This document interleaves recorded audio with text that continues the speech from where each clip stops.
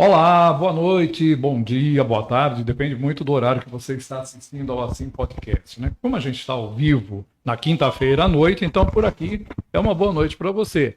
Ou, né, bom dia, boa tarde, né, fica disponível aí no canal. Esse é o Assim Podcast e a gente pede aquela força, né?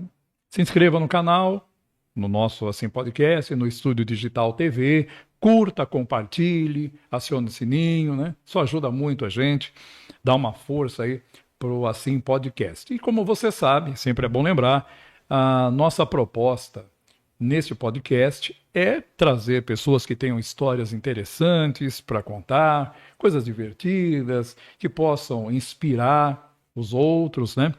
E principalmente dizer que aqui todo mundo tem voz, todo mundo tem vez, a gente não faz juízo de valores, né? Todo mundo pode se expressar, desde que permaneçamos naquele campo da ética, né, e da democracia, ok? Respeitando todas as pessoas, todas as crenças, posicionamentos políticos. Então, por aqui a gente procura manter dessa forma, ok? Na ética, na democracia e a participação de todas as pessoas, tá certo? Então, seja bem-vinda, seja bem-vindo e nós vamos começar o nosso Assim Podcast desta quinta-feira. Oi, mascotinho, tudo bem com você, meu querido? Como é que estão as coisas? Oi, tio Joel, tudo bem? Tu- Gelado. Tudo bem gelado? Como Tudo gelado? muito gelado. Rapaz, mas o pessoal está reclamando do calor, do calorão. Como assim gelado? Não entendi. Eu sei, tio. Por isso que tudo quanto é sorvete tem que estar muito gelado. Ô, mascotinha, você continua exagerando no sorvete, é? Eu até diminuí o sorvete, tio Ah, Joel. que legal. Tá tomando menos sorvete agora, então? Não, é que agora eu corto na metade o picolé e Hum, ele diminui de tamanho. é. E aí, diminui o tamanho e você faz o quê? Como é que você saboreia? Você guarda para depois? Como é que é? Isso mesmo. É. Eu como a primeira no almoço. A primeira parte no almoço? A primeira parte do sorvete no almoço? E a outra? Também. Ah, então, que adianta você cortar no meio? Quer dizer, você diminui o tamanho, mas continua comendo o mesmo tanto, é isso? Tio Joel, Hum, sabe quem mandou um recadinho pra quem assiste o Assim Podcast? não, quem? O tio Sorvete 12, não é o tio Sorvete 12? Sorvete, o sorvete doce? É que eu gosto tanto de sorvete Sim. e que eu tô chamando aí o tio Sorvete Dove, é o tio Sabonete Dove. Ah, O tio Dove. o tio O- Dove mandou um recado? O tio Dove. O Ah, senhor pode colocar pra gente, tio Emerson? vamos lá, vai, Emerson. Vamos ver o recado do Dove. Grande amigo nosso aí. Vai lá. Tá só o mascotinho por enquanto, ok. Alume todos, nosso pessoal aqui. Vai lá, Dove. Olá pessoal do Assim Podcast, eu tenho um convite especial para te fazer. Você quer ir numa palestra fantástica para fazer a sua empresa explodir no digital, no Google na prática, como vender mais na internet? Eu, como empresário, há 14 anos no marketing digital, eu sei na prática, porque eu aplico na minha empresa, eu tenho muito sucesso na minha empresa com leads que vêm querendo comprar. Sabe quando o lead vai lá no Google procurar pela sua empresa, pelo seu produto? Sua empresa não, às vezes nem conhece a sua empresa. Mas ele está procurando pelo seu produto, pelo seu serviço. E você vai aparecer no Google para ele, no momento de compra. E quer saber mais? Sem gastar nada com anúncio nem no Google e no Facebook Ads. Gente, não é incrível? Então venha na Igreja Presbiteriana do Calvário, no Ministério de Empreendedores, às 19h30, nessa segunda-feira agora, dia 13, dia 17/3. Eu te aguardo lá, hein? Que legal, viu? Que legal. Sabe, mascotinho, eu já estive num evento desse com o Dove, o Anderson, e vale muito a pena, viu? É sensacional a palestra. E o link para você fazer a inscrição a gente vai deixar aqui na descrição, nos comentários. e se inscreva, vale a pena. Essa Igreja Presbiteriana do Calvário que ele fala, fica ali na entrada de Votorantim, quando você vai pela Juvenal de Campos e você entra em Votorantim, tem aquela pirâmide, né, do lado esquerdo. Você vai descendo, do lado esquerdo tem uma pirâmide. Fica exatamente ali, naquele local. Então, vale muito a pena você participar, vai aprender muito, né, e vai sair de lá com outro conceito de venda de empresa. Legal, não é não, Mascotinho? Ah, muito legal o tio Dove. Você viu? Ele tem lá para ensinar vocês lá. É muito bom. Muito bacana. É mesmo. Ele é E legal hoje mesmo. nós temos uma escritora aí, não é escritora? Não, ela é professora. Ah, ela é Escritora professora. também. Que legal, tio Joel. É. A convidada de hoje do Assim Podcast ensina a falar para as pessoas. Ensina muito mais, viu? Nossa convidada de hoje é a Eli de Campos. Ela é professora de oratória, deu aula na Faculdade de Direito e em outras universidades, aula de pós-graduação, em cursos de pós-graduação, de especialização, fez palestra nos tribunais estaduais, no STF, no STJ, tudo quanto local que precisa de gente que vai falar em público, às vezes tem pessoas que dão uma travada em público, e ela vem e ensina as técnicas, esse tipo de comunicação, como é que faz. É muito, muito, muito interessante. Por isso, nós trouxemos aqui e convidamos, claro, a Eli de Campos. Antes de fazer um bate-papo com ela, tio Vamos... Joel, tia Elida, que legal. Ela pode me ensinar, então, a falar? Eu e o meu cachorro, o Tsunami. Ensinar o cachorro Tsunami é um pouquinho demais, né? O Tsunami a falar, né? Mas ela falou que ensina as pessoas a falar. As pessoas, né? Então, para mim falar com o meu cachorro. Tá bom. Tá bom. Depois a gente vê se é possível. Mas, Eri, muito obrigado por ter aceitado o nosso convite para contar um pouco sobre essa... que é algo fundamental para as pessoas, que é a comunicação, né? Nós temos aí hoje uma realidade muito diferente daquelas, né, de 20 anos, por exemplo. Hoje muita rede social, mas falar olho no olho, conversar com as pessoas, transmitir a mensagem presencialmente, é muito importante.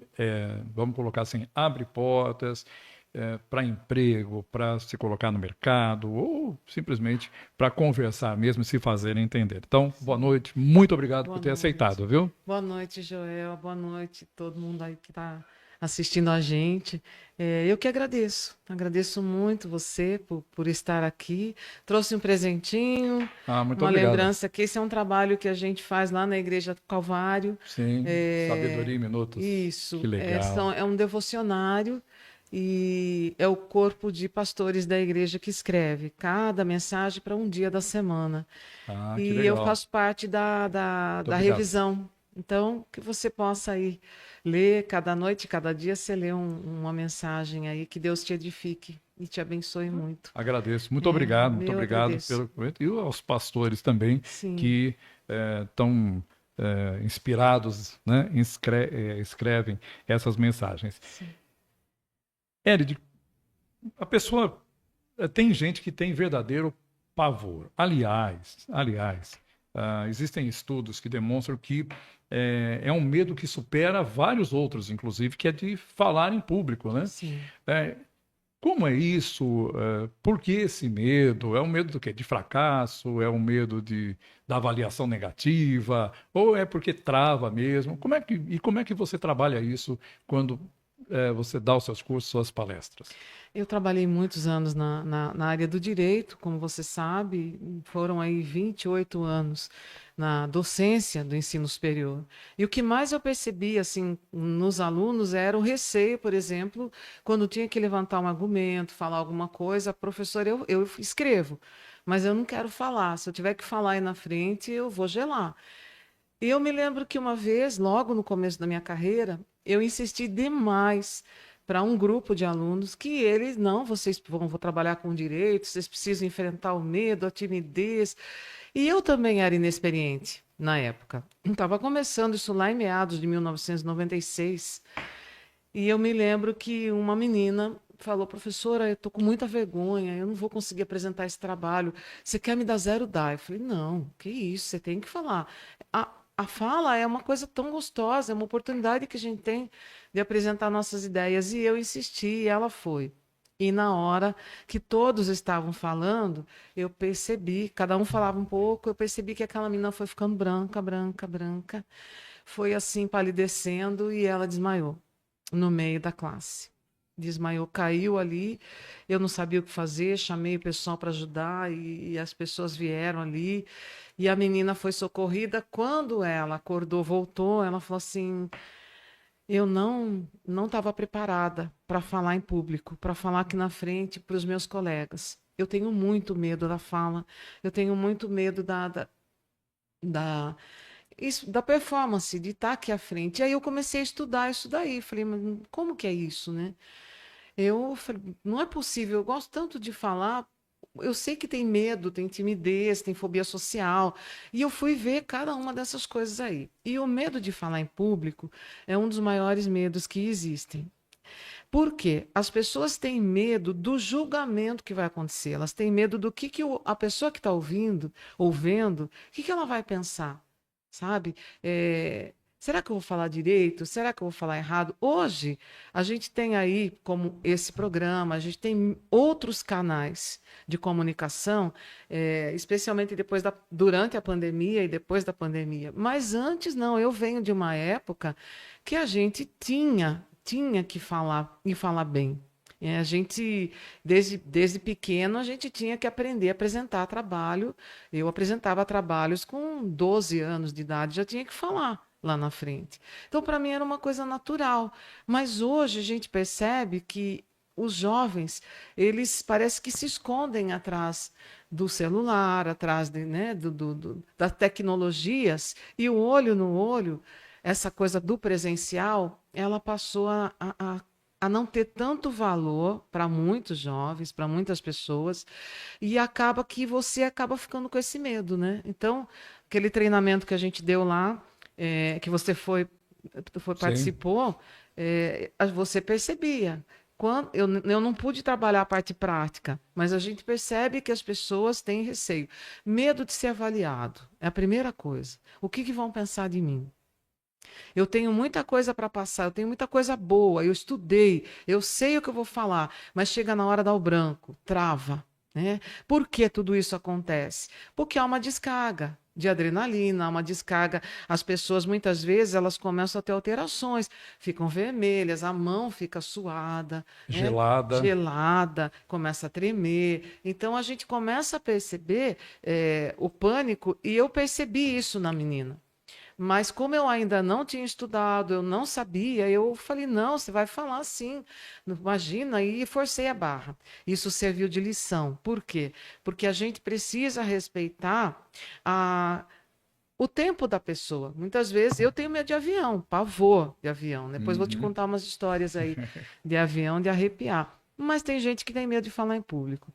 É possível a gente conseguir dominar isso com técnicas, principalmente de respiração, né? Você fazer respiração. Se for um caso muito extremo, terapia, alguma coisa assim. Mas o importante é acreditar que quando você fala, você está servindo.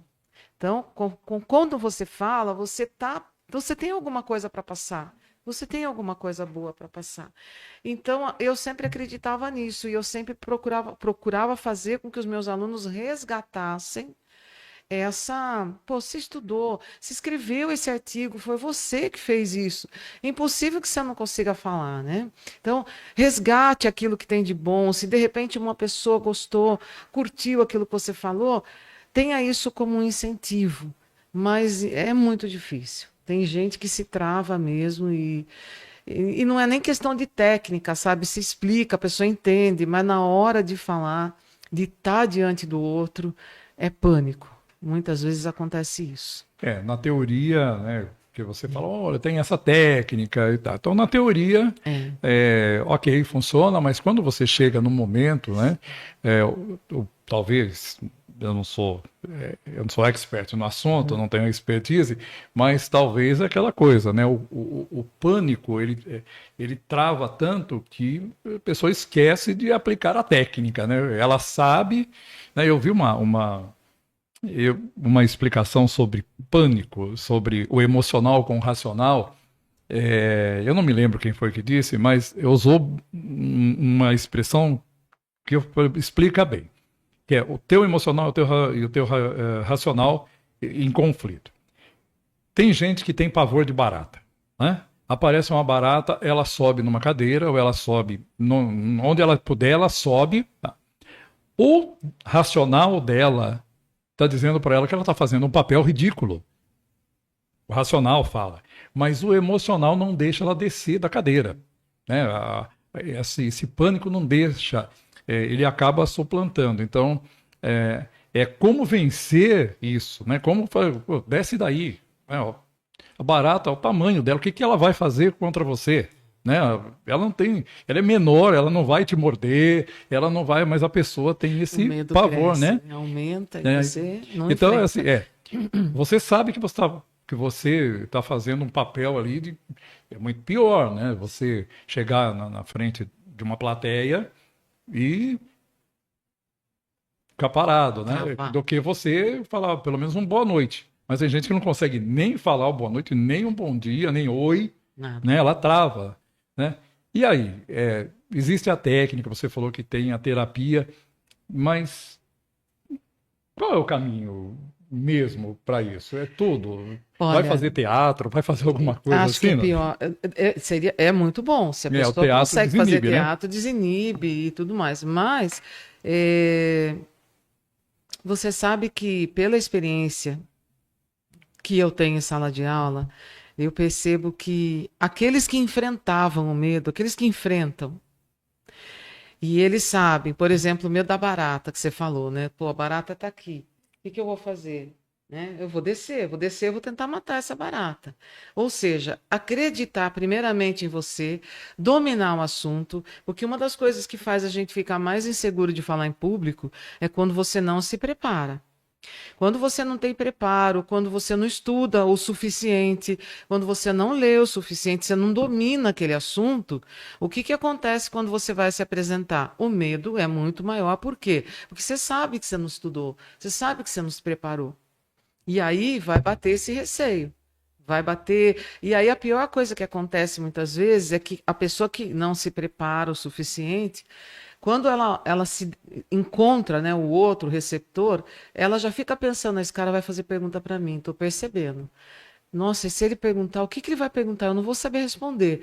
E aí começa a fantasiar a coisa na cabeça que vai ficando pior. Talvez ele saiba mais do assunto do que eu. Exatamente. Talvez ele saiba mais do que eu não posso demonstrar insegurança, como é que vai ser? Então, eu me lembro até de uma vez, eu vou contar isso para vocês que estão me ouvindo, porque, aliás, tudo que eu for contar aqui hoje, acredite, eu não vou citar nomes, Mas aconteceu. mas aconteceu. Eu comecei a gravar alguns áudios das minhas histórias, porque foram 30 anos de escola, de ensino, e aconteceu muita coisa. Eu me lembro que um dia um aluno de direito, e tem mais essa, quando eu pedia para fazerem um simulado de júri, eles sempre faziam um simulado de júri popular, eu gostava muito, a gente colocava a mesa, ali advogados de defesa, promotoria, acusação, né, e os jurados, e a gente fazia um simulado.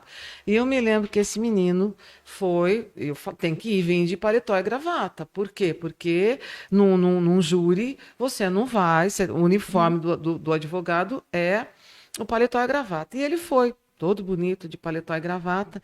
E quando ele começou a falar, ele começou a pegar num botão no paletó, e torcia. Ele torcia o botão, mas ele torcia com muita força. Mas a oratória estava fluindo, eu percebia que a linguagem corporal dele estava tensa, mas apertando aquele botão ali, e eu falei, mãe, isso vai dar confusão. A hora que ia acontecer, né, esse botão se perder, e de repente o botão caiu. O botão caiu por baixo das cadeiras, ele parou de falar e estava na hora daquele discurso mais inflamado de acusação. E estava fazendo acusação. E de repente o botão caiu e ele começou a procurar na roupa e pôr a mão no bolso e tirar a mão do bolso, ele travou. E eu falei para ele, olha, respire fundo, você estava indo super bem. Ele falou, professora, sem o botão não vai dar para falar. Se eu não achar esse botão, eu não vou continuar. Para tudo. Classe, me ajuda a achar o botão. E todo mundo procurando ali embaixo das carteiras o botão. Nós paramos o seminário, paramos o simulado, e todo mundo começou a dar risada, e ele nervoso, tenso. Quando ele achou o botão, ele ficou segurando o botão como se fosse um amuleto, sabe? Segurando o botão ali e fosse, agora eu volto. E agora eu termino a minha fala. Isso era uma segurança. Então, existem algumas pessoas que, ao falar em público, por exemplo, elas precisam ter um papel na mão, elas precisam estar com o passador de slides na mão, tem que estar segurando uma caneta. E esse é o apoio que a pessoa tem. Mas eu costumo falar que se aquilo dá um problema, se amassa aquele papel, primeiro que fica feio. Você está falando com papel mole, se você começa a tremer, aquele papel parece, você Treme mostra para todo também, mundo. claro. É. Claro. Então eu falo, gente, não tem apoio. Fala com as mãos, né? Espalmadas para cima, não dá. Se eu não conseguir segurar alguma coisa, não dá. Então, olha, respiração diafragmática, né? Aquela respiração do yoga, para você oxigenar bem o cérebro. Isso antes de se apresentar. Durante uns 5 minutinhos ali, sabe? Respira, fecha os olhos. Isso vai ajudar muito. Domínio do assunto. Estuda aquilo que você vai falar, sabe? Delimita, põe tudo na tua cabeça. Olha, eu quero falar sobre tal coisa, eu vou nisso daqui. Se alguém fizer uma pergunta e você não souber responder, que é uma das coisas que mais gera pânico, alguém fazer uma pergunta, de repente você fala, olha, não estou preparada para responder isso agora, mas eu vou pesquisar e te dou um retorno. Pior de tudo é você enrolar o seu ouvinte. É você não saber e você vir querer, sabe, mostrar, Inventar, enrolar, né? inventar. E aí você vai acabar se complicando. Então, assim, enfrentar, sabe, o medo, enfrentar o pânico, encarar isso como uma oportunidade de servir. Igual hoje, a gente está aqui conversando. Eu tenho certeza que pelo menos alguém que está ouvindo a gente vai poder usar a nossa conversa em benefício próprio. Eu espero que isso aconteça. E é por isso que eu estou aqui. Agora, se de repente, né, a gente não se prepara ou a gente não... eu vou falar lá o que der, por exemplo. Eu não estudei, mas só vale 2 pontos mesmo, eu vou falar. Às vezes o aluno falava isso para mim. Dava branco, não sabia o que ia fazer. Então, assim, conhecimento do assunto, domínio, enfrentar, né? Ter na cabeça que aquilo que eu vou falar vai ser útil, vai ser importante. E a respiração. São 4 coisas assim que eu costumo indicar. Tem outras dicas, mas essas são as mais... Elide, o já falecido Isamitiba, que... Você sabe quem é, mas o Samitiba era um escritor, ele era médico, psicólogo, e ele falava muito sobre educação, né? Como você educar crianças, e a abordagem com um jovem, com um adolescente.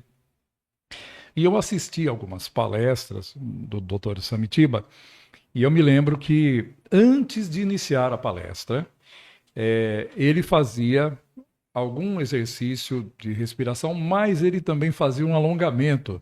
Eu me lembro dele fazendo aqui no Seminário Internacional de Educação em Sorocaba, no início dos anos 2000, final de 90, início dos anos 2000, ele fazendo uma espécie de alongamento, de aquecimento mesmo, antes de começar a fazer a palestra que ele fazia.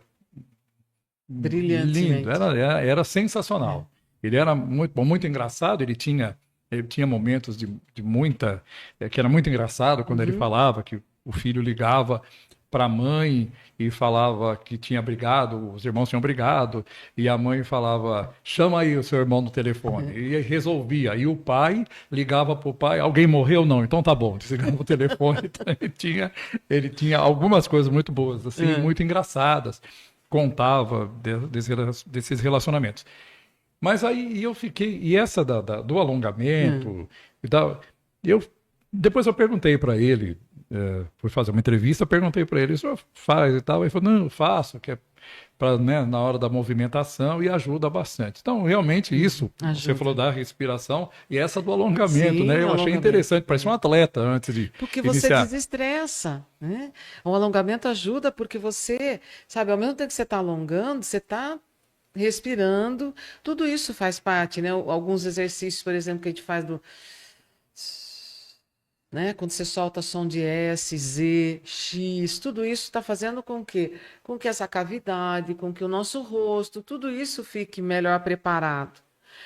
Mas nada disso resolve se a cabeça da pessoa não tiver pautada em enfrentamento, sabe?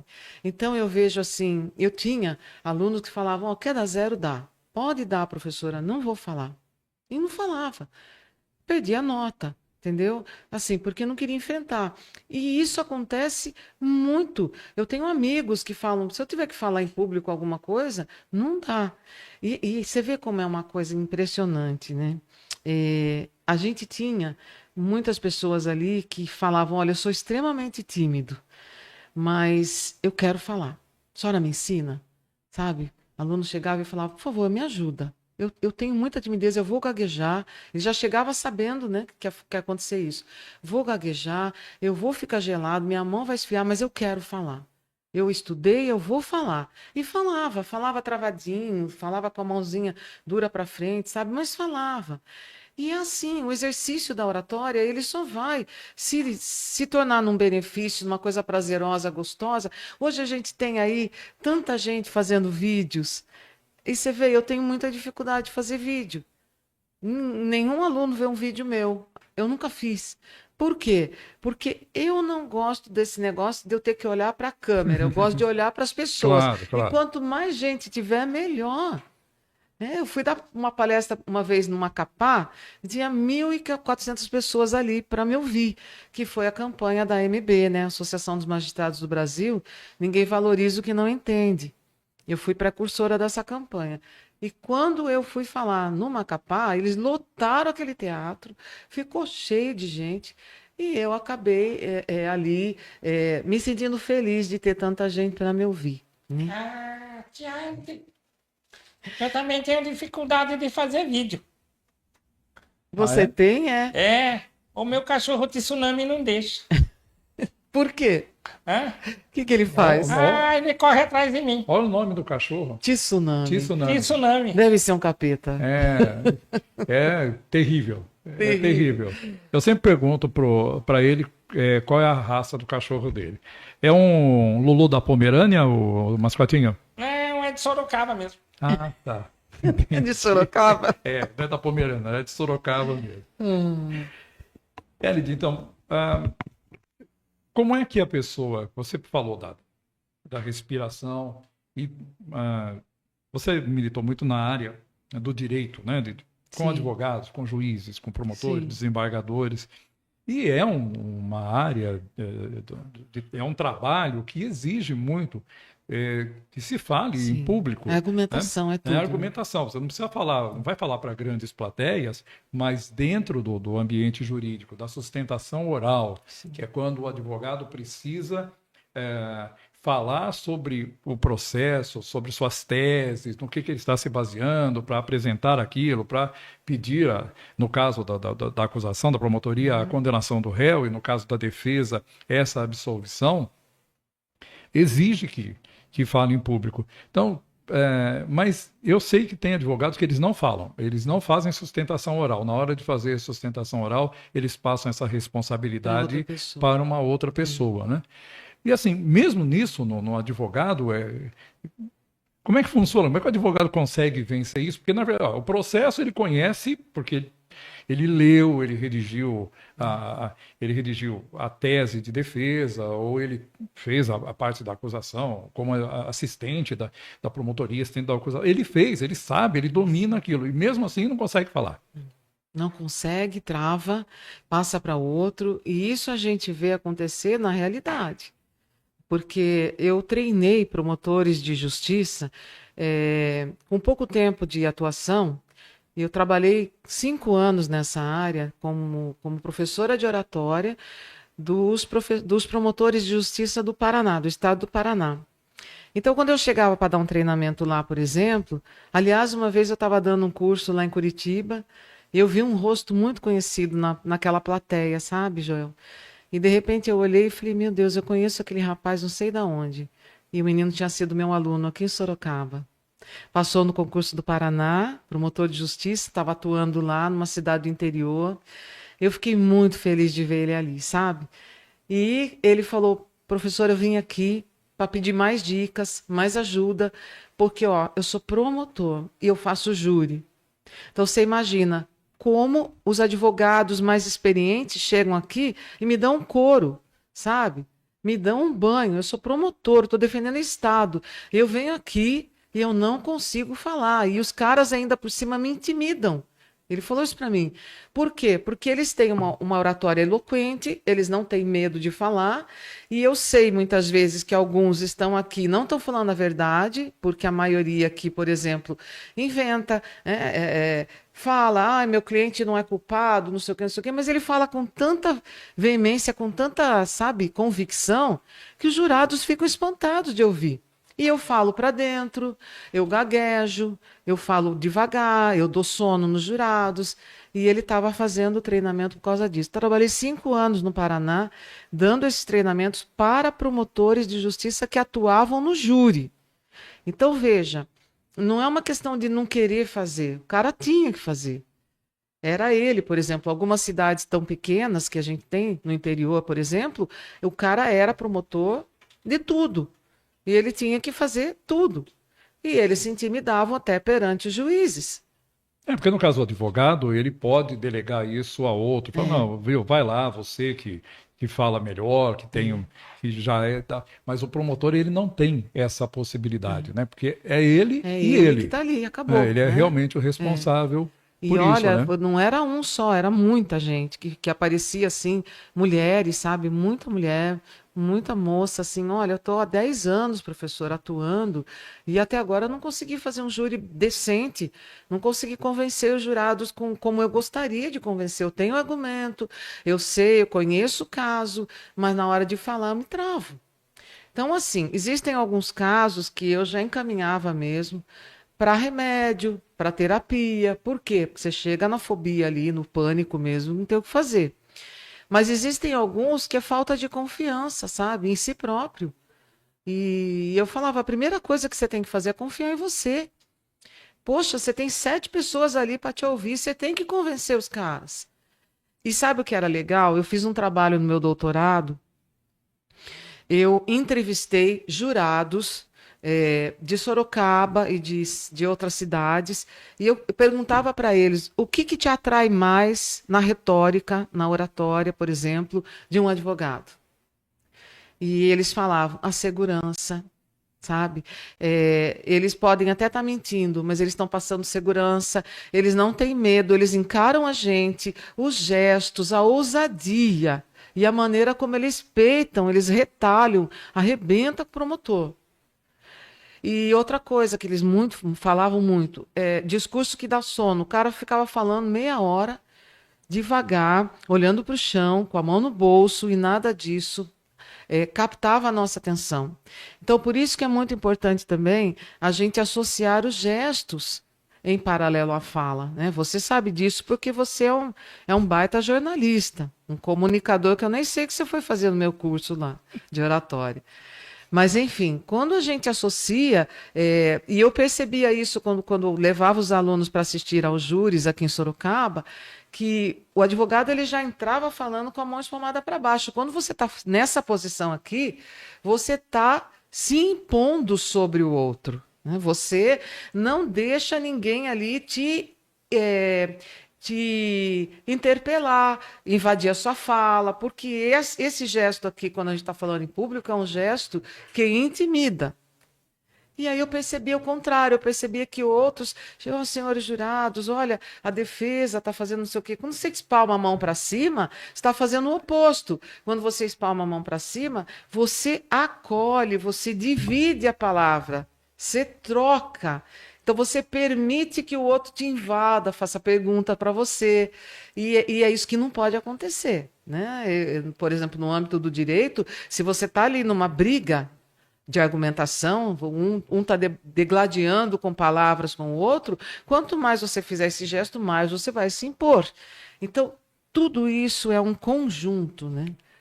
Você falou do gestual, pessoal com a mão no bolso, ou com ar tímido, mas também a questão de falar para dentro, né? Que é talvez falar para dentro é o medo de que a pessoa ouça realmente o que você Isso. está dizendo, ou o medo de falar algo que não vá Agradar. acrescentar e É. acrescentar nada.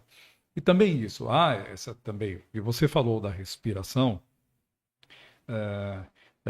e a tendência quando a gente fica tenso e vai falar, a sua respiração fica curta, né? Ela fica curta. Então você começa, né? Você fica Isso. muito curta a respiração, porque você não sei se dá medo de parar e puxar o ar, né? E aí, e essa questão da colocação da voz? Quando você dá os seus cursos, quando você vai fazer palestra, também coloca isso, né? Sim. Fale, meu Falo filho. muito. Você sabe Fala. que esse negócio de respiração é muito complicado. Porque tudo que eu falo aqui, que eu estou falando para você, são experiências da minha vida, né? Claro. E uma vez, num curso que eu dei em Foz do Iguaçu, para promotores também, eu falei, gente, vamos fazer aqui. Peguei um caso, levei um caso concreto e falei, vem cá você. Chamei o promotor, falei, se você tiver que falar isso aqui, como que você falaria? Quero ouvir, quero aulas práticas.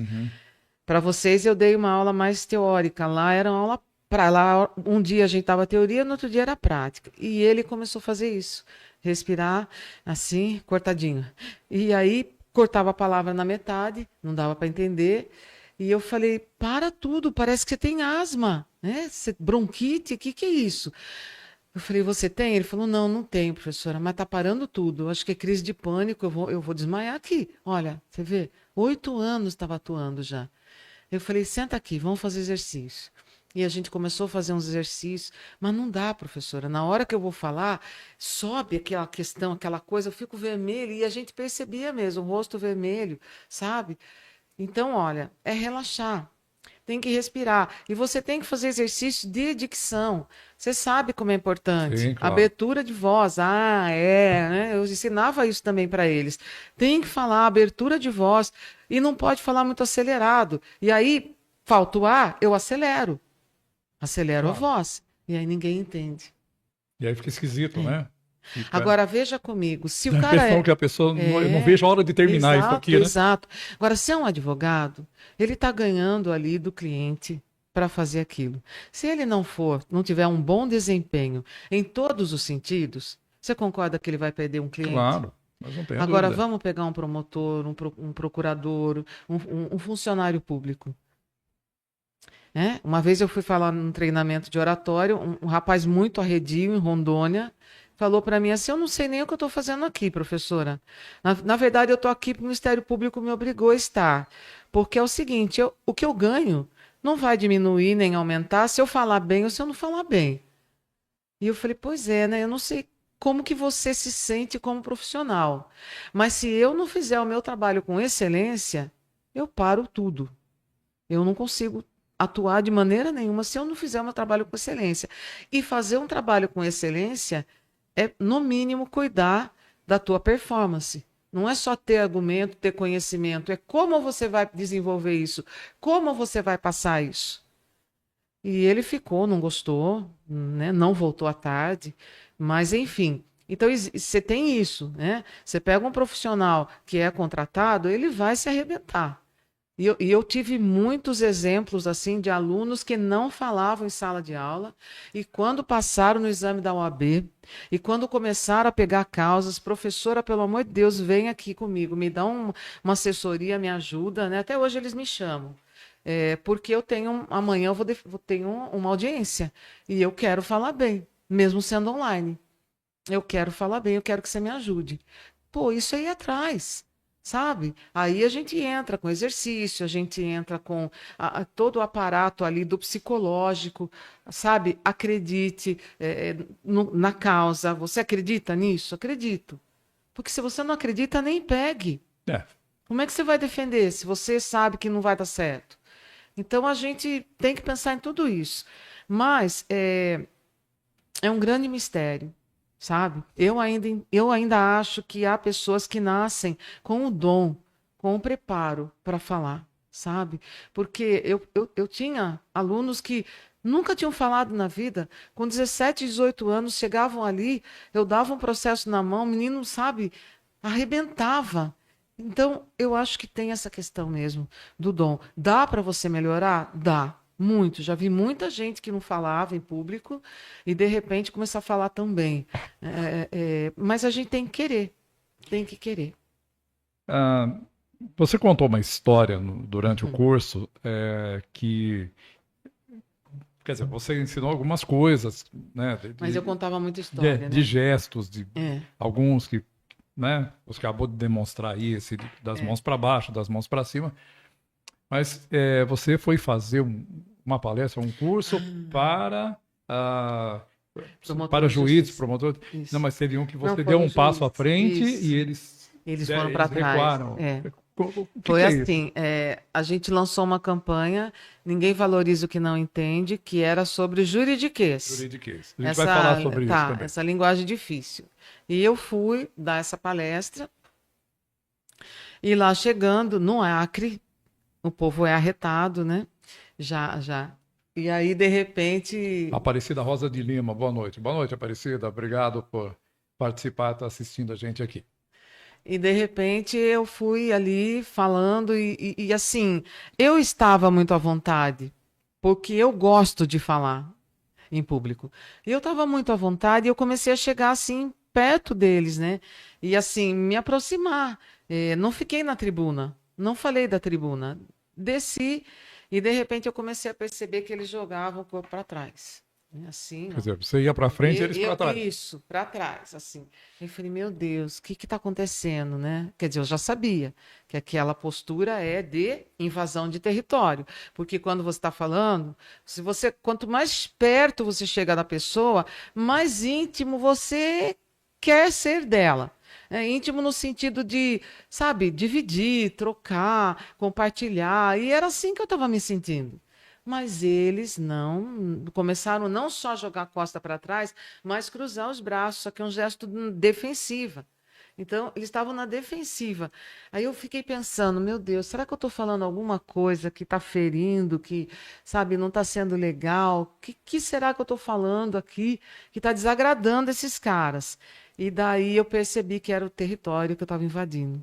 E aí eu fui recuando, subi a escada, voltei para a tribuna, e você acredita que aí eles jogaram o corpo para frente, novamente, descruzaram os braços, começaram a ficar com uma leveza no sorriso, assim, e voltaram para frente. Eu estava invadindo o território deles. Porque com o juiz não tem intimidade, Não. né? Agora, se você levar isso para um jurado, por exemplo, um júri, que eu fiz muita visita a júris, né, que levava os alunos comigo, eles amavam. Você pega os jurados, por exemplo, muitas vezes o advogado e promotor, eles chegam aqui em Sorocaba, por exemplo, você tem aqui uma madeira, né, que separa os jurados ali, e o advogado, o promotor, eles ficam ali no meio. E alguns advogados chegavam muito perto dos jurados. E eu percebia isso também, que os jurados se sentiam incomodados. Então, eles iam com o corpo para trás, cruzavam os braços, eles não gostavam que chegasse muito perto. Então, quando a gente se conhece, quando a gente conhece um pouco da linguagem corporal, a gente meio que consegue ali estabelecer um rapport, né? Você consegue agradar a todos que estão te ouvindo, no sentido de, mas como é que você consegue agradar todo mundo que está falando? Você consegue agradar todo mundo porque você está lendo aquela linguagem e você estabelece um rapport, ou seja, você imita, né? Você estabelece. Quando o cara se jogou para trás, o que eu fiz? Eu voltei para a tribuna, eu também me afastei. Quando eu me afastei, eu estabeleci um rapport porque eu imitei o gesto deles. Subi a tribuna e fiquei com os braços cruzados. e a pessoa se vê em mim. Quando ela se vê em mim, se isso aqui não é um gesto agradável para ela, ela automaticamente vai Vai desfazer. desfazer. Isso é muito legal. Nós estamos falando aqui do mundo jurídico. A gente vamos falar rapidamente sobre o juridiquês, né? O grande e saudoso Joemir Betting, jornalista, economista, ele ficou muito famoso. Ele criou uma fama e uma confiabilidade e uma credibilidade porque ele pegou o economês e traduziu para a linguagem mais popular, para ficar mais acessível. Então, as pessoas não entendiam o que era a taxa Selic, não entendiam o que era, naquela época, a Valéria Oi, Valéria. professora maravilhosa, orgulho de ter Mana. você como parte do Instituto Intelecto. Eu trabalho com ela. Que legal. É uma delícia. Você vai vir aqui, hein, Valéria? Valéria, vamos fazer um convite para você, Joel tá vai bom? te trazer aqui. E o Joelmir Betting, então, fazia essa tradução do economês para o mais popular. Então ele ganhou muita popularidade, muita credibilidade, e o pessoal confiava muito em ouvir. A questão do juridiquês, que é uma linguagem que só quem é do ramo do direito consegue entender, né? Às vezes, nem todo mundo, mesmo sendo da área do direito. E aí, a pessoa lê uma sentença, ela não sabe se ela ganhou ou perdeu, se ela foi condenada. Ou E esse trabalho que você fez, escreveu artigos Sim. sobre isso, deu palestras sobre isso. Como é que é isso? Como traduzir isso? Né? Tirar do meio só jurídico e trazer para que as pessoas comuns possam entender. Você sabe que, resumindo, porque tem muita história Claro. nesse caminho, né? Em 2002, eu comecei a perceber que não tinha necessidade de escrever petição inicial, de fazer textos assim extremamente rebuscados, que nem o cliente sabia o que estava sendo falado sobre ele. Uma coisa é você não saber um brocado latino, né? Uma expressão, uma frase, alguma coisa assim. Agora, o texto todo empolado, não há necessidade, a gente precisava buscar clareza. E aí eu escrevi um texto, um artigo na época para o jornal, um jornal aqui de Sorocaba, escrevi um artigo, e esse artigo não sei como, porque na época ainda a gente escrevia e não tinha ainda o jornal digital quando escrevi. Claro. Era o jornal impresso. Sim. E esse texto foi parar no STJ.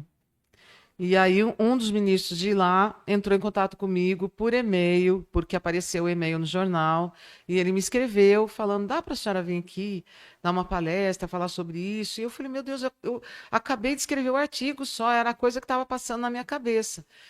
Não, por favor, vem aqui conversar com a gente, vamos discutir, né? Vou mandar meu assessor entrar em contato. Eu sei que eu fui conversar com eles. Foi minha primeira ida até lá, né? Minha primeira viagem para falar sobre o tema. Então, desde 2002, eu já comecei a questionar isso. Por quê? Porque quando a gente escreve um texto extremamente técnico, ele só vai ser entendido por alguém que é da área. Então, por exemplo, você pega um engenheiro conversando com o engenheiro, um médico conversando com o médico, mas um médico conversando com um paciente, por exemplo, se ele fala, por exemplo, alguma coisa, não, porque a hipófise, não sei das quantas, o cliente não vai saber o que é. E ele vai falar, o que é isso? Dá para o senhor traduzir? Eu vou morrer ou não? Estou com câncer, não estou, né? Exatamente. Porque ele vai ficar nessa dúvida. Mesma coisa o advogado. Mas, doutor, você escreve de um jeito que... O senhor está falando de mim aqui? Né? Tem caso que o cliente nem sabe. Mas o senhor está falando de mim porque eu não contei isso para o senhor. Não tem nada a ver com o que eu falei. Nada a ver com o que eu falei, porque não entende. Então, eu comecei a propor que o negócio foi pioneiro, que começou em Sorocaba. Fui lá para Brasília, falei no STF, falei nos tribunais regionais federais do país inteiro, fui dar palestra e falei muito sobre isso. Aí, em 2005, a AMB, Associação dos Magistrados do Brasil, lançou essa campanha. Eu escrevi, juntamente com a equipe deles, uma cartilha, ninguém valoriza o que não entende. Essa cartilha foi distribuída nas universidades, nos cursos de direito do país. Professor Pasquale, na época, visitou as faculdades, as universidades, e eu visitei os tribunais. Então, eu falei tudo que foi canto que você imagina sobre isso. Sobre isso. E a ideia, deixa eu ver se eu acho, porque hoje até procurei um exemplo para te mostrar de um artigo que eu escrevi contra o anacronismo no site do Conjur. E até hoje eu encontrei esse artigo de 2022, que o advogado, o cara que escreveu, ele cita o meu nome, cita o meu trabalho nesse artigo, agora, 2022. Uma coisa que eu escrevi lá em 2005, 2010. E aí fala aqui o seguinte, só para vocês terem uma noção do que é juridiquês, quem não é da área. Eu comecei um trabalho também de traduzir a Constituição Federal. Eu cheguei quase na metade. Traduzir assim, passar para a linguagem de hoje, né? Para a linguagem que as pessoas conseguiram entender. Hoje a gente tem aí a inteligência artificial que faz isso. Sim. Se você colocar um texto muito rebuscado ali, E ela pedir puxa, pra ela- pedir para ela refazer, Aham. ela refaz. É verdade. Mas aqui ele fala o seguinte, deixa eu achar que está aqui no finalzinho. Aqui, olha. Por fim, o autor diz o seguinte: por fim, a professora Elide Campos apresentou um texto em juridiquês que diz o seguinte: Vossa Excelência, a data máxima vênia, não adentrou as entranhas meritórias doutrinárias e jurisprudenciais acopladas na inicial, que caracterizam alinhamente o dano sofrido. Aí eu trago a tradução, tá? Porque isso eu peguei de um texto jurídico, né? Traduzindo, Vossa Excelência não observou devidamente a doutrina e a jurisprudência citadas na inicial, que caracterizam claramente o dano sofrido. Não ficou mais fácil de entender a segunda versão? Qualquer pessoa que lê isso aqui consegue entender. Já a primeira, não. Então, a proposta é que a gente não rebusque, né? E isso foi muito longe. Foi muito longe. A gente começou a falar sobre isso nas faculdades. Era o Pasquale que falava mais do português. Pasquale Cipro Neto. Mas eu falava mais dessa questão para juízes. E tinha muita resistência. E tem até hoje. Tem, a gente percebe. Infelizmente mesmo. tem até hoje. Porque eles falavam assim, alguns advogados, mas, professora, se o cliente quiser saber o que eu estou falando, eu traduzo para ele. E eu falava, mas como é que você precisa traduzir a própria língua? Por que isso? Para você mostrar poder. É por isso que eu faço isso, para mostrar poder, que eu sei e ele não sabe. Quanto mais eu mostro que eu sei, mais ele confia no meu trabalho. Então veja como é. A comunicação eficaz é aquela que eu falo aqui e você que está me ouvindo em casa está entendendo o que eu estou falando. Isso é o que traz a comunicação. Nós não estamos falando aqui nada que esteja ferindo a língua.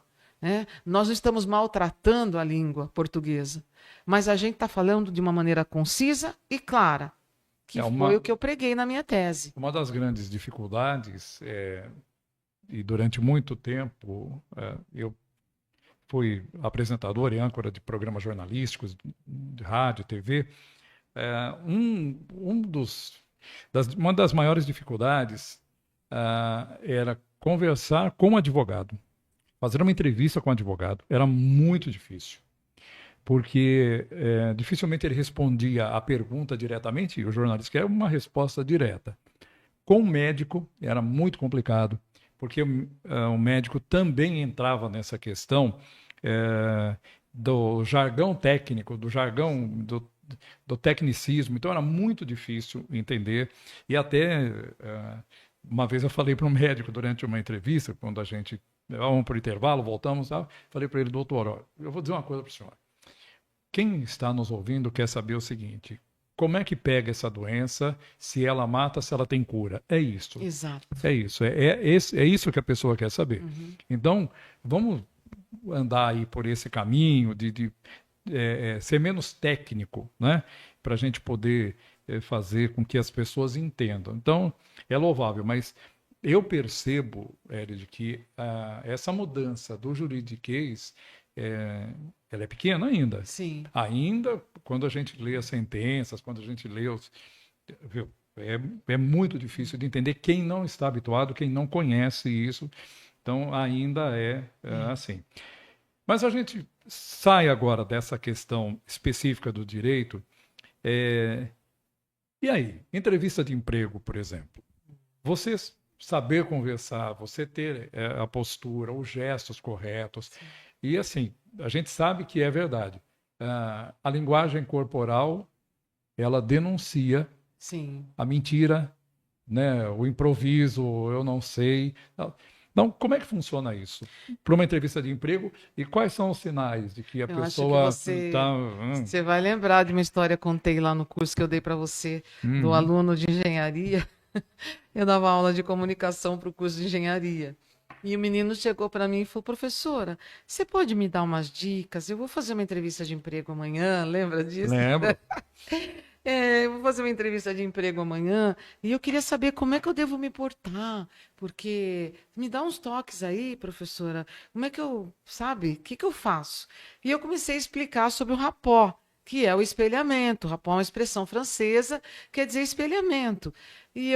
Mas não ia ter tempo de falar, meu Olha lá, marido, é o oh, meu marido. amor, um beijo, Um abraço, viu? Obrigado por permitir, te assim, amo. né, esse apoio, esse suporte. A gente acompanha a Elide pelas redes sociais e o que tem, eu tive que escolher uma foto para mandar para o Emerson aqui, quase que só vem a sua, porque só tem uma foto de vocês dois agarradinhos aí, hein? É verdade, Esse né, namoro amor? vai dar em casamento, hein? 40 anos já 40 anos, né? juntos. 40 anos juntos. Que bom, que bom. Um abraço, E Emerson. Obrigado, viu? beijo, amor. E de repente, o menino falou para mim: o que que eu faço, professora? Eu falei para ele: olha, faz o seguinte, você vai estabelecer o rapport, ou seja, você chega lá, se o cara colocar a mão na mesa, você coloca também, sutilmente. Tá? Então, assim, meio que se ele pegar na mão, você pega na sua também, mas também sutilmente. Você não vai ficar copiando os gestos dele. Vai assim, sabe, tentando. Ah, se ele se aproximar mais da mesa, você também vem. E comecei, e de repente, o rapaz foi lá para a entrevista, dei os toques que precisava. No dia seguinte, na outra semana que eu fui dar aula para ele, ele falou: professora do céu, eu não sei. Por que que eu fui perguntar para a senhora? Por que eu vou te contar? Eu perdi a entrevista, perdi o emprego, perdi a vaga de emprego e a culpa foi sua.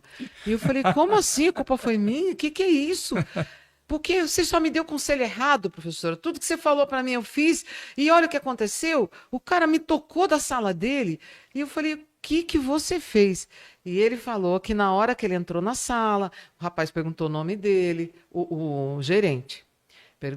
Para começar a entrevista, né? E aí eu comecei a imitar o cara. O que ele fazia, eu fazia também. E daí? Daí teve uma hora que ele jogou o copo para trás e fez isso aqui. Daí eu falei: e daí? Ele falou: eu fiz também. Coloquei minha mão aqui atrás, estiquei minhas pernas para frente. O cara deu um pulo na mesa e falou para mim: pode ir embora. Eu não vou te contratar. Você está pensando o quê? Que você é dono da minha empresa? Isso é gesto para você fazer? Para você demonstrar que você quer trabalhar na minha empresa? E ele disse que ficou tão perdido, né? E eu falei: meu, como que você vai fazer rapport de um gesto desse? Você não conseguiu entender o significado disso? Isso é autoridade, poder, sabe? Eu mando na área, a área é minha, esse espaço é meu. Você fez isso, você concorreu com o cara, né? Então, assim, a gente precisa falar numa entrevista de emprego, olhando nos olhos. E é o mais difícil de acontecer. Eu vejo que as pessoas ficam com vergonha e elas acabam. Por exemplo, você está fazendo uma entrevista online, olha na câmera.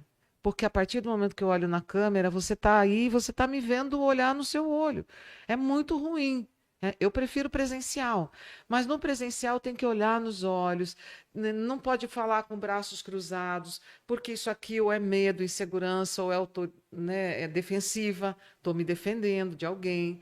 Se eu falo, por exemplo, com a mão fechada, eu estou querendo dar um murro em você, eu estou querendo ser hostil, hostilidade. Então, tem uma série de coisas aí que eu costumo falar nas palestras que eu dou para tratar dessa questão, mas é muito importante que a gente entenda que nós temos na nossa comunicação, nós temos uma porcentagem mínima que é estabelecida por palavras e muito maior que é estabelecida por gestos. Veja, nós estamos aqui conversando, falando bastante, mas eu estou gesticulando e você também. Exato. Então, os nossos gestos, quando traduzidos adequadamente e usados para o fim, para esse propósito, eles são um conjunto que forma, né? Acaba formando uma comunicação espetacular e eficaz. Agora, Elide, dá mesmo para saber pelo gestual que a pessoa está mentindo? Dá para perceber. Porque existem alguns sinais que os livros, os estudiosos do assunto, e aqui eu posso indicar O Corpo Fala, é um livro maravilhoso que eu gosto muito, aquele livro também, Linguagem Corporal no Ambiente de Trabalho, depois eu mando tudo para você, você pode soltar nas redes aí do nosso podcast. Que... Elide? Tia LD. Oi, Ah, você falou aí. Ah, então você deu aula pra minha mãe.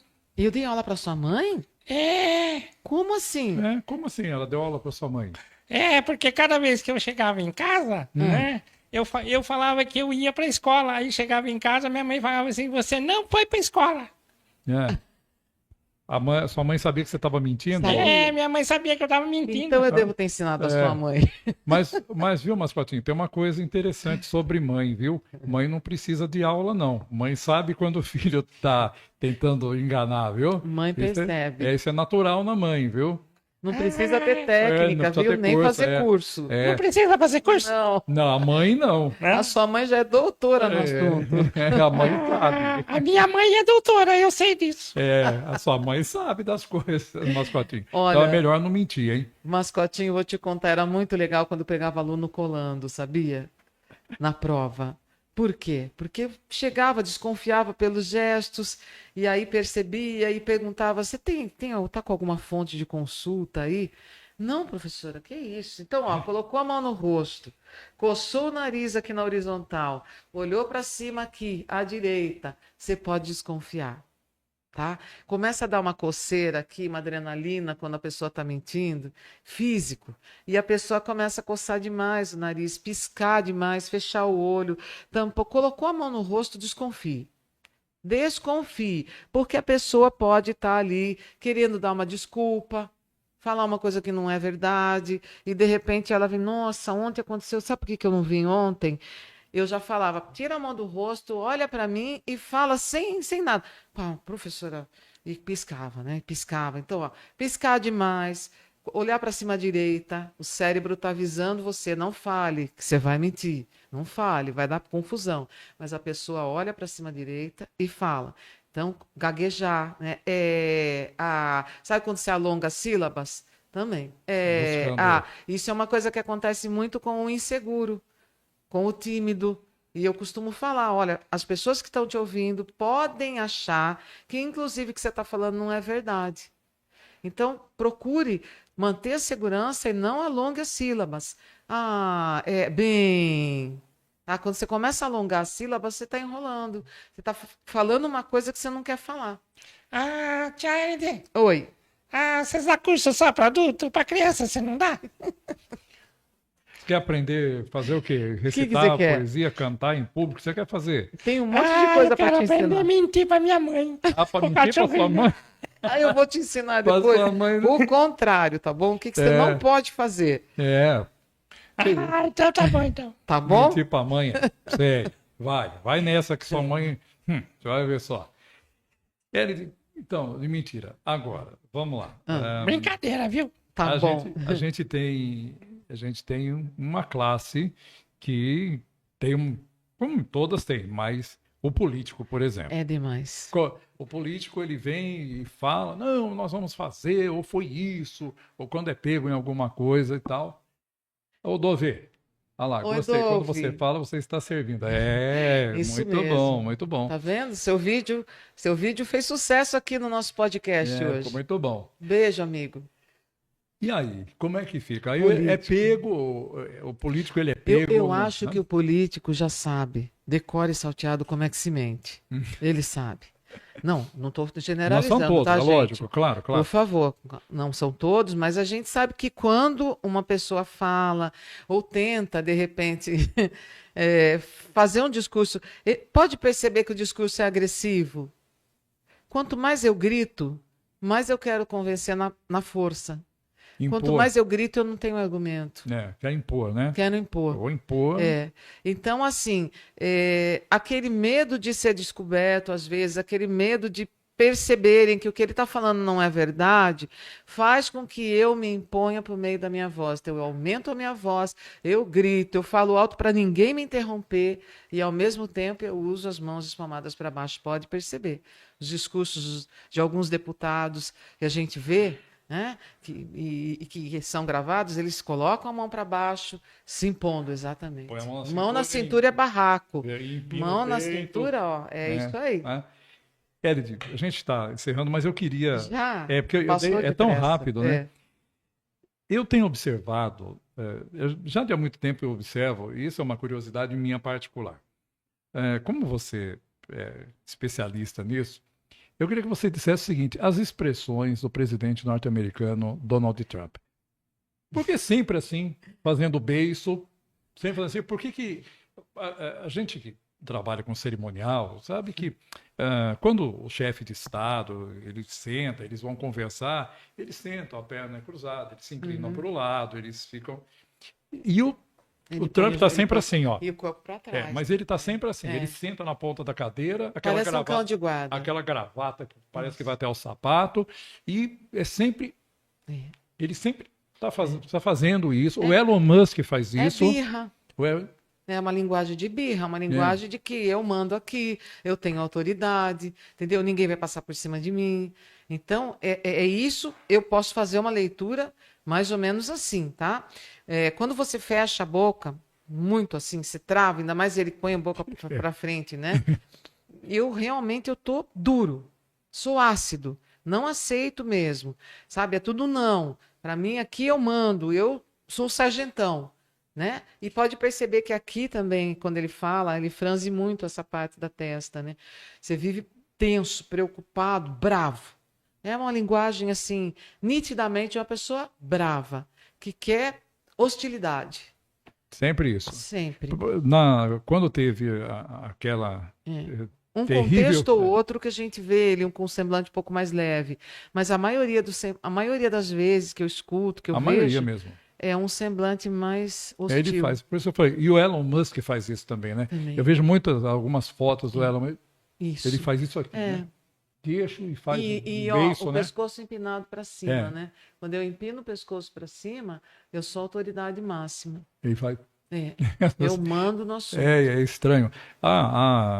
Aquele embate entre o Trump e o Vance, o vice dele, e o Zelensky, eu fiquei me lembrando das suas aulas. Da linguagem. Quando o Zelensky começa a falar, de repente o Zelensky faz isso aqui e se afasta. Defensiva. Né? Na defensiva, porque ali, lógico, ele estava em ampla desvantagem. Sim. Né? Não dá para brigar, não dá para brigar com a Rússia, mas também não mas dá eu vou mostrar que eu não estou contente. Exato. Né? Então eu não vou mostrar que eu não estou contente. Então eles fazem. A nossa linguagem diz muito, Joel. Sim. E é um conjunto, sabe? Não dá para separar a oratória, não dá para separar a fala dos gestos, da linguagem, porque o nosso corpo fala muito. Sabe? E se a gente estudasse mais, se a gente observasse mais as pessoas, a gente saberia, por exemplo, quando a gente não está agradando, quando a gente está agradando, quando a gente está servindo, quando a gente não está servindo. Sabe? É de fundamental importância que a gente conheça, que a gente estude, que a gente leia, que a gente observe o outro na rua, no Uber, na escola, no trabalho, em qualquer lugar. Até mesmo online dá para você observar se a pessoa está mentindo ou não. Né? Muito bem. Elide, você atualmente está fazendo um trabalho... Hoje eu estou fazendo um trabalho com o Instituto Intelecto, que é o instituto da minha amiga Valéria. Lá ela tem muitas especialidades, yoga infantil, lutas marciais para crianças. Então, assim, a parte da neurociência muito forte lá, da psicopedagogia. E nós temos as áreas de atuação ali, como eu, que cuido de redação, literatura, gramática, interpretação textual, comunicação, que vai desde o ensino fundamental, no meu caso 2, médio, superior e preparo para concursos. Pessoas que querem passar por uma prova oral de concurso, passa lá comigo. Então a gente dá aulas ali individuais, personalizadas para cada um de acordo com a necessidade daquele aluno.